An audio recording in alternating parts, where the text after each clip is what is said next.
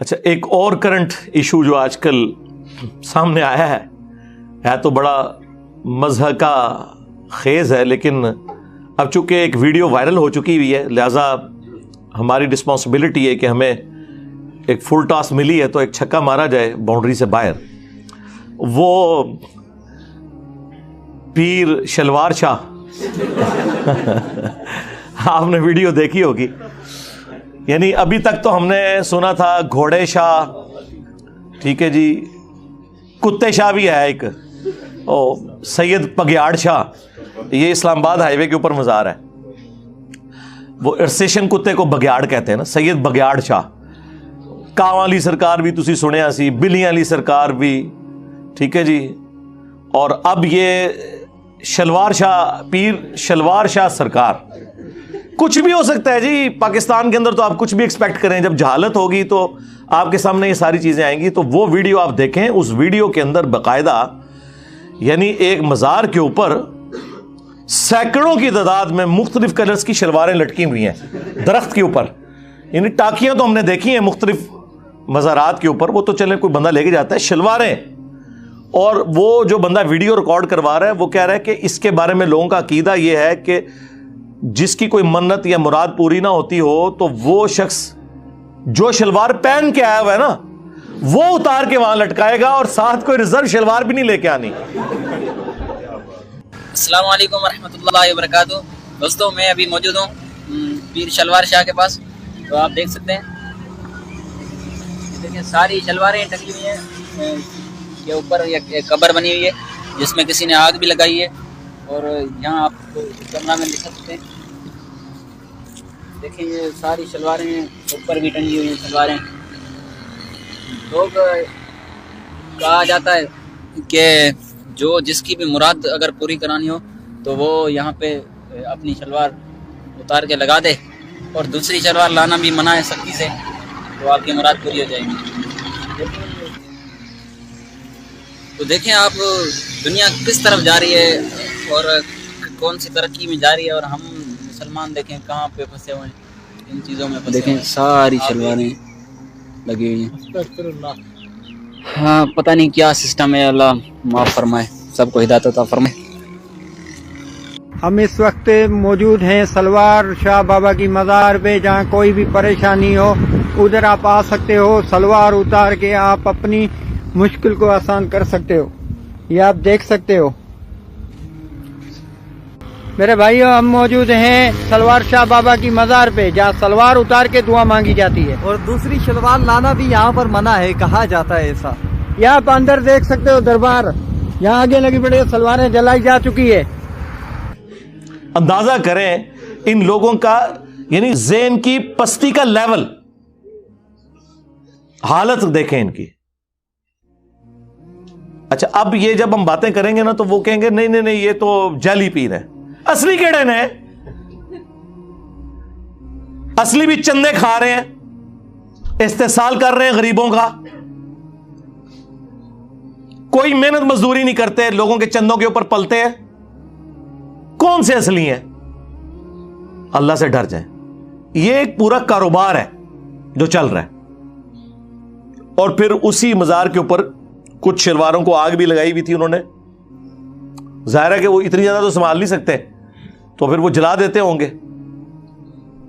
تو اب وہ میں جب ویڈیو مجھے ارشاد بھائی نے دکھائی تو میں دیکھ کے میں نے کہا یار یہ دیکھیں، یہ اس امت کی حالت ہے کہ جس کا امام الموحدین ہے صلی اللہ علیہ وآلہ وسلم، جس کی توحید کے بارے میں اتنی سینسٹیوٹی ہے کہ کسی اور شخصیت کی ایسی سینسٹیوٹی نہیں ہے۔ اور مجھے وہ حدیث یاد آ گئی جو جامعہ ترمذی کے اندر موجود ہے، مشکات میں بھی موجود ہے،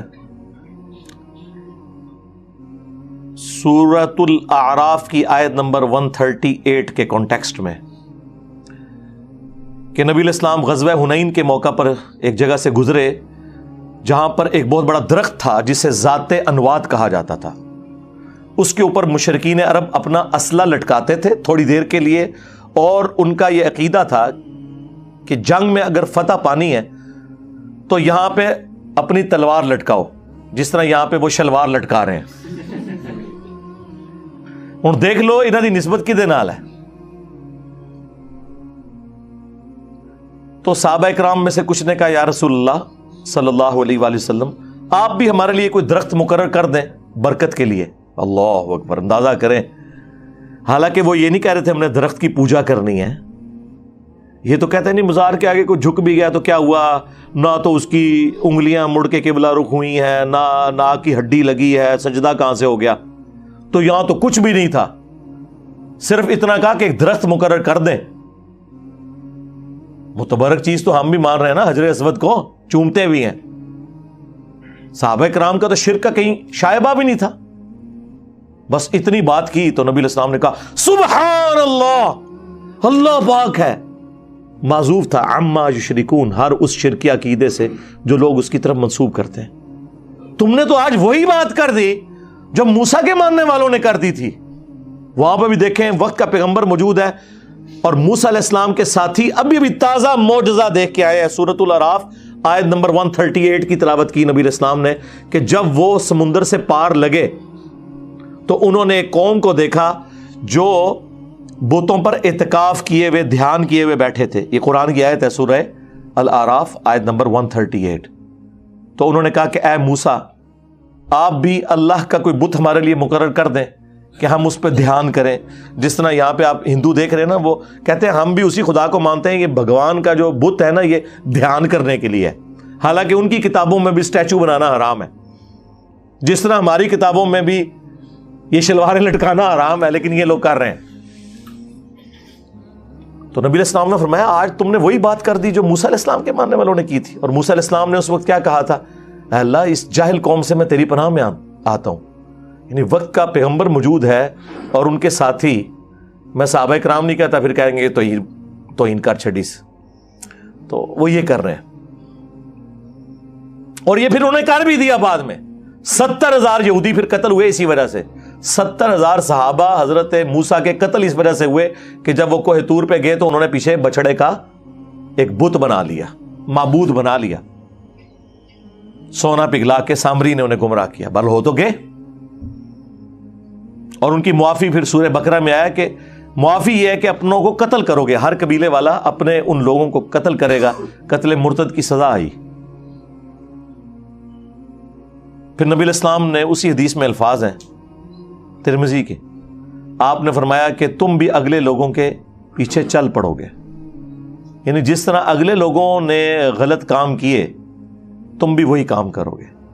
اور یہ جو اگلا حصہ ہے نا, یہ بخاری اور مسلم میں بھی ہے کہ اللہ کی قسم, یہاں پہ الفاظ موجود ہیں ترمذی میں, اللہ کی قسم تم بھی اگلے لوگوں کے طریقے پہ چل پڑو گے. اور بخاری مسلم کے الفاظ ہیں اللہ کی قسم تم بھی اگلے لوگوں کی پیروی شروع کر دو گے, قدم با قدم, بالشت بر بالشت, حتیٰ کہ ان میں سے کوئی گوہ کے سوراخ میں داخل ہوا تم بھی پیروی کرتے ہوئے یہی کام کرو گے.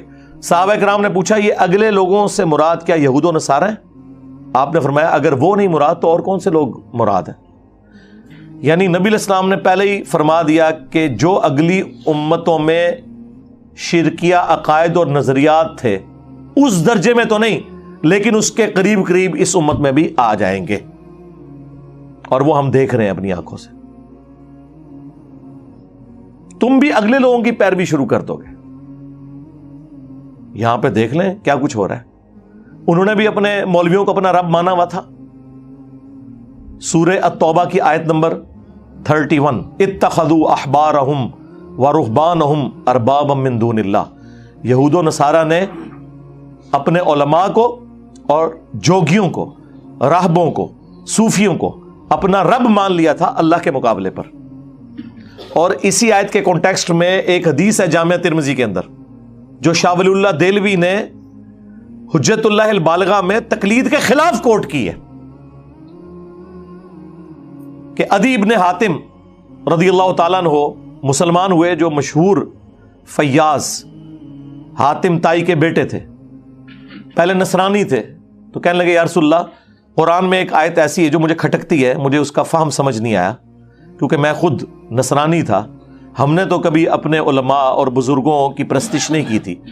تو آپ صلی اللہ علیہ وآلہ وسلم نے فرمایا کہ کیا تم اپنے علماء اور جوگیوں، صوفیوں، راہبوں کے کہنے کے اوپر اللہ کی حلال کردہ چیز کو حرام اور حرام کردہ کو حلال نہیں ٹھہرا لیتے تھے ان کے فتووں کے اوپر؟ تو انہوں نے کہا ایسا ہی تھا یا رسول اللہ. تو فرمایا یہی تو ان کو رب بنانا ہے. اب اس سے کیا مسئلہ کلیئر ہوا کہ قرآن و سنت کے دلائل کے مقابلے پر آپ نے بزرگوں کی بات نہیں ماننی، ورنہ آپ انہیں خدا مانے ہوئے ہیں، کیونکہ شریعت کا کسٹوڈین تو خدا ہے یا اس کے بہاف پہ اس کا پروفٹ ہے صلی اللہ علیہ وآلہ وسلم. اور دوسرا یہ بھی پتا چلا جی جو آپ کو کہانیاں کراتے ہیں نا علماء سے پوچھ کے چلیں. اللہ تعالیٰ کے محبوب علیہ السلام کیا فرما رہے ہیں کہ علماء جو فرما رہے ہیں نا وہ قرآن و سنت سے پوچھ کے چلنا ہے. کیا مولوی صحیح پہ کہنا کہ نہیں؟ آگے سے تو ادیب نے حاتم کو چاہیے تھا نا کہ یا رسول اللہ میں کوئی عالم دین تو نہیں تھا اس وقت، میں کیسے دیکھتا، یہ تو علماء کا کام ہے.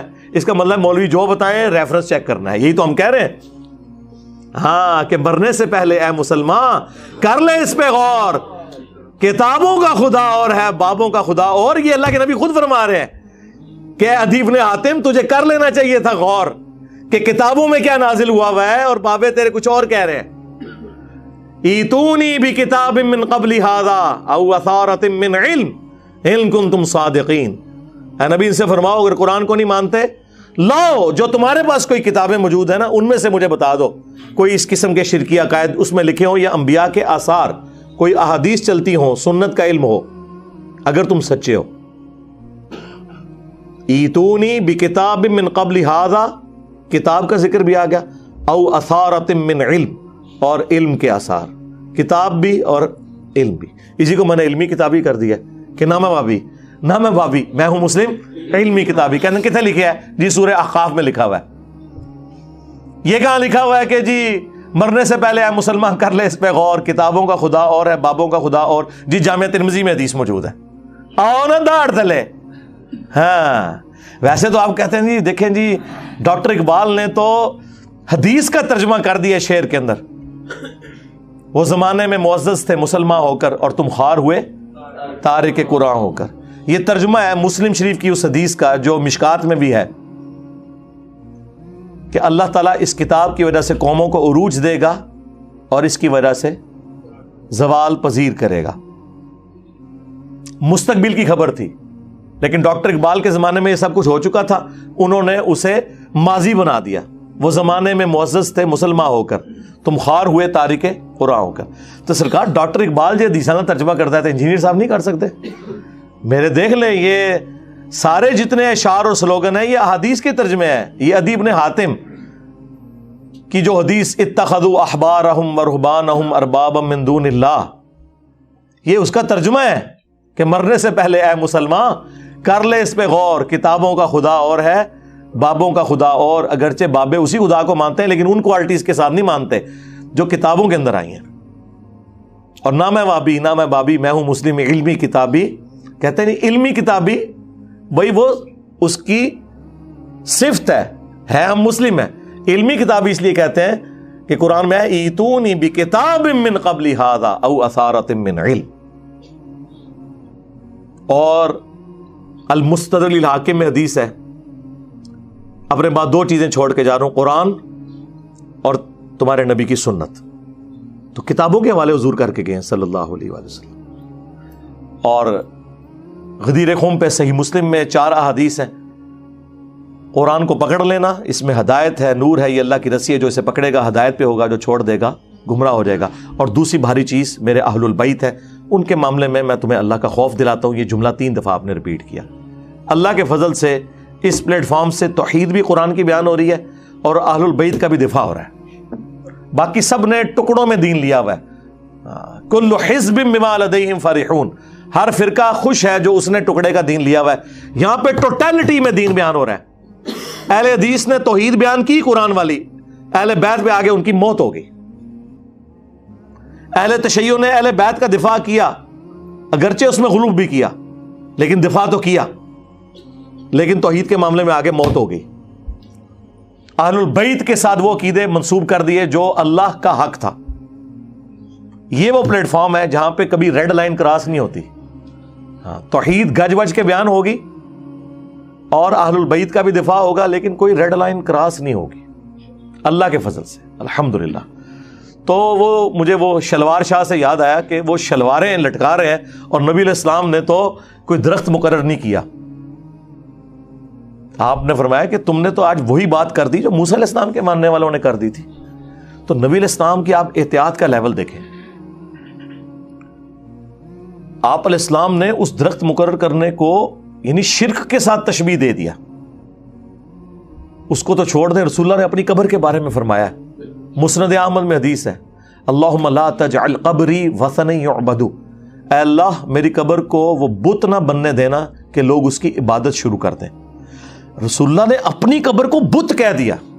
ہمارے لیے تو اس پلانٹ ارتھ پہ رسول اللہ کی قبر مبارک سے زیادہ کوئی عزت اور احترام والی جگہ نہیں ہے، کوئی دنیا کی قبر اس کا مقابلہ نہیں کرتی، لیکن نبی علیہ السلام فرما رہے ہیں اگر اس کے ساتھ بھی کوئی عقیدہ منسوب کرو گے تو وہ شرکی عقیدہ ہے۔ اسی لیے بخاری اور مسلم دونوں میں حدیث ہے، سیدہ عائشہ سلام اللہ علیہا ہماری ماں کہتی ہیں کہ نبی علیہ السلام کے آخری دن چل رہے تھے بیماری کے، وفات سے کچھ عرصہ پہلے آپ کو جب تکلیف ہوتی تو آپ اپنے چہرہ مبارک سے چادر کو ہٹاتے اور بار بار ایک جملہ بولتے، لعن اللہ الیہود والنصارى اتخذوا قبور انبیائہم مساجدہ، اللہ کی لعنت ہو یہود و نصارہ پر جنہوں نے اپنے نبیوں کی قبروں کو سجدہ گاہ بنا لیا تھا۔ اور اماں عائشہ کے آگے الفاظ ہیں بخاری مسلم میں کہ اگر ہمیں یہ ڈر نہ ہوتا کہ لوگ رسول اللہ کی قبر پہ سجدے شروع کر دیں گے تو ہم رسول اللہ کی قبر کو زیارت کے لیے اوپن کر دیتے، یعنی میں اپنے حجرے کی دیوار گرا دیتی، جب جس کا دل کرے وہ قبر رسول پہ حاضر ہوتا۔ لیکن ہمیں ڈر تھا کہ رسول اللہ ہمیں ڈرا رہے تھے۔ ادھر تو اماں عائشہ کو کسی نے کہا کہ شرک تو ختم ہو چکا ہے، اس کے اوپر میں نے پوری ویڈیو ریکارڈ کروائی ہے جنہوں نے آؤٹ آف کانٹیکسٹ بات کی ہے۔ مجھے اپنے بات تم سے شرک کا خوف نہیں، وہ پوری ایک ڈاکٹرین ہے جو میں نے بیان کی ہے، وہ آپ میری ویڈیو دیکھ لیں۔ انہیں پتا تھا کہ بخاری میں حدیث موجود ہے، سیدنا عمر کہتے ہیں میں نے رسول اللہ کو ممبر پہ یہ بات کہتے ہوئے سنی تھی، دیکھنا میری شان کو اس طرح بلند نہ کرنا جس طرح نصارہ نے اپنے پیغمبر کو بڑھا دیا تھا، میں اللہ کا بندہ اور اس کا رسول ہوں، مجھے اللہ کا بندہ اور اس کا رسول ہی کہنا، محمدن عبدہ ورسولہ، الحمدللہ ہم یہی کہتے ہیں۔ اسی لیے تو میں کہتا ہوں کہ رسول اللہ کی کامیابی ہے کہ آپ کی میت کے اوپر محفل میلاد نہیں ہو رہی، آپ کی میت کے اوپر نعتیں نہیں پڑھی جا رہی، بلکہ بخاری میں 4 جگہ وہ حدیث آئی ہے، سیدنا ابو بکر آپ کی میت کے اوپر خطبہ یہ دے رہے ہیں کہ جب نبی علیہ السلام کی ڈیتھ ہوئی تو حضرت ابو بکر صدیق حجرہ عائشہ میں داخل ہوئے، رسول اللہ کے چہرہ مبارک سے کفن کو ہٹایا، آپ علیہ السلام کے ماتھے پہ بوسہ دیا اور کہا یا رسول اللہ، اللہ تعالیٰ آپ پہ 2 موتیں جمع نہیں کرے گا، ایک موت آپ کا مقدر تھی وہ آپ کو آ گئی، اور پھر باہر نکل کے ممبر پہ چڑھ گئے۔ حالانکہ حضرت عمر لوگوں کو کہہ رہے تھے کہ جو یہ کہے گا کہ رسول اللہ فوت ہو گئے میں اس کی گردن اتار دوں گا، تو حضرت ابوبکر نے خطبہ دیا اور کہا کہ عمر کو اس کے حال پہ چھوڑ دو، اور آپ نے پہلا جملہ اتنا گستاخانہ بولا حمد و صلات کے بعد، آج کی ڈاکٹرین میں 295C لگتی ہے اس کے اوپر، ہمارے نزدیک تو بالکل صحیح بولا، الا من کان یعبد محمدا فإن محمدا قد مات، کان کھول کر سن لو، جو بھی تم میں محمد کی عبادت کرتا تھا جان لے کہ محمد مر چکے۔ اندازہ کریں، میرے خلاف کلپ بنائے ہوئے، یہ کہتا ہے مر چکے، اوے ابو بکر صدیق نے کہا ہے رضی اللہ تعالیٰ عنہ، ڈنگرو کس کو گستاخ کہہ رہے ہو؟ انجینئر کو نہیں، انجینئر کے امام کو گستاخ کہہ رہے ہو، ابو بکر صدیق رضی اللہ تعالیٰ عنہ، یہ ان کا خطبہ ہے، اور اس سے بڑھ کر یہ ہے ہی جملہ بھی فرضی تھا، صحابہ میں کون حضور کی عبادت کرتا تھا؟ یہ ہوتے تنوع اور کوئی نہیں گل، نبی تو یہی گل کہنی ہے تھے، تو پڑھ وما ارسلناک الا رحمۃ للعالمین، تو پڑھ ان اللہ وملائکتہ یصلون علی النبی صلی اللہ علیہ وآلہ وسلم۔ نہیں، صحابہ کو پتا تھا اس موقع پہ یہی بات، کیونکہ اس انسانیت نے سب سے بڑا شرک ایک نبی کے نام پہ ہی دیکھا ہے، عیسیٰ ابن مریم کے نام کے اوپر۔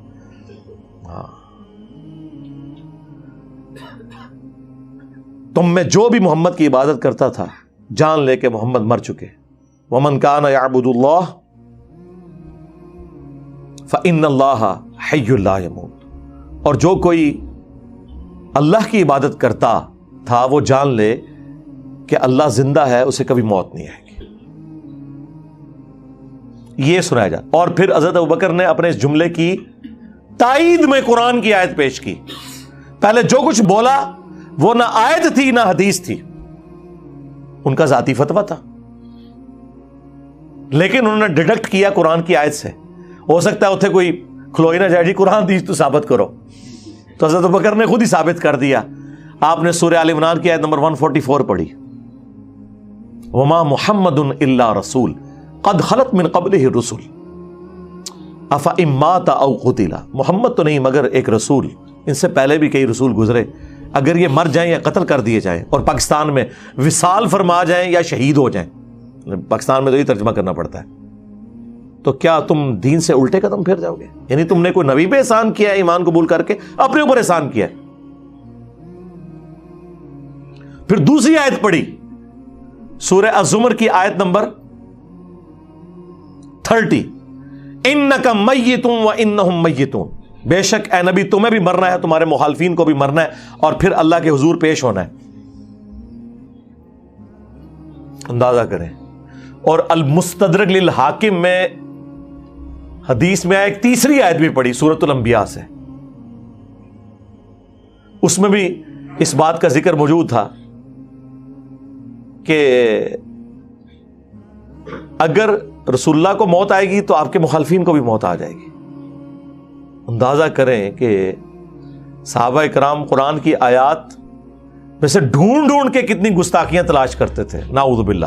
یہ تو یہی کہتے ہیں نا, آپ بریلویت کے کلچر کو سمجھتے ہیں, کیونکہ میں خود بھی بریلوی رہا ہوں, مجھے پتا ہے.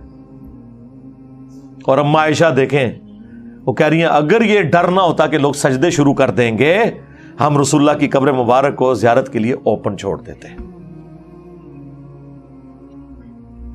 صحیح مسلم میں حدیث ہے, نبی علیہ السلام نے اپنی وفات سے 5 دن پہلے کہا,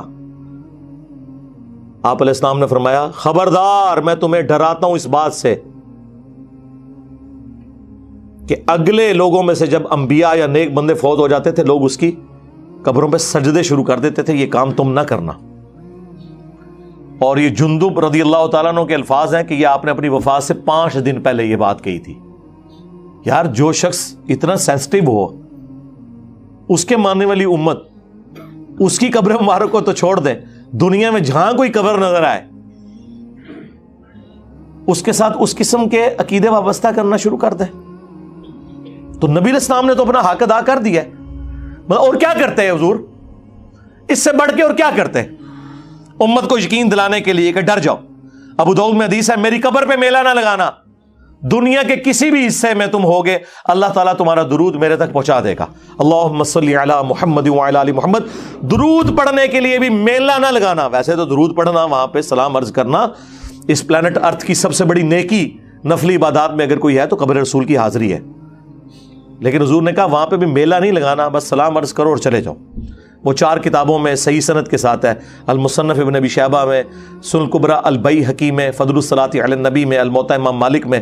عبداللہ بن عمر جب بھی سفر پہ جاتے یا واپس آتے تو مسجد نبوی میں 2 نفل پڑھتے اور قبر رسول پہ آ کے عرض کرتے السلام علیکہ یا رسول اللہ, السلام علیکہ یا ابا بکر, السلام علیکہ یا عمر. یعنی وہ تینوں قبروں پہ جاتے, اے اللہ کے رسول آپ پہ سلام ہو, اے ابو بکر آپ پہ سلام ہو, اے عمر آپ پہ سلام ہو. ایک روایت میں ہے یا ابتا, اے میرے باپ آپ پہ سلام ہو. تو وہ اپنی جگہ وہ فضیلت ہے قبر رسول کی حاضری, کوئی شک نہیں ہے. لیکن اس قبر کے ساتھ اس طرح کے عقیدے وابستہ کرنا, آپ مجھے بتائیں اگر قبر رسول کا یہ سٹیٹس ہے کہ آپ نے کوئی عقیدہ وابستہ نہیں کرنا, باقی قبریں تو شاہی کوئی نہیں. اے جملہ ہر جگہ فٹ ہونا جے کہ میرے نبی سا ہے ہی کوئی نہیں, تیرے بابے تھے شاہی کوئی نہیں. ہاں جی, قبر رسول سا ہے ہی کوئی نہیں, تیرے مزار تھے شاہی کوئی نہیں. ٹھیک ہے کہ نہیں, ہر جگہ یہ فٹ ہوتی ہے بات. تو نبی علیہ السلام کے ساتھ اپنا رشتہ مضبوط کریں جنہوں نے آپ کے کام آنا ہے قیامت کے دن انشاءاللہ تعالی. شفاعت کے ہم نے حقدار ہونا ہے اگر نبی علیہ السلام کی سچی پیروی کی. صلو علی محمد وآل محمد, اللہم صلی علی محمد وعلی آل محمد واصحاب محمد وازواج محمد وامت محمد اجمعین الی یوم الدین, آمین.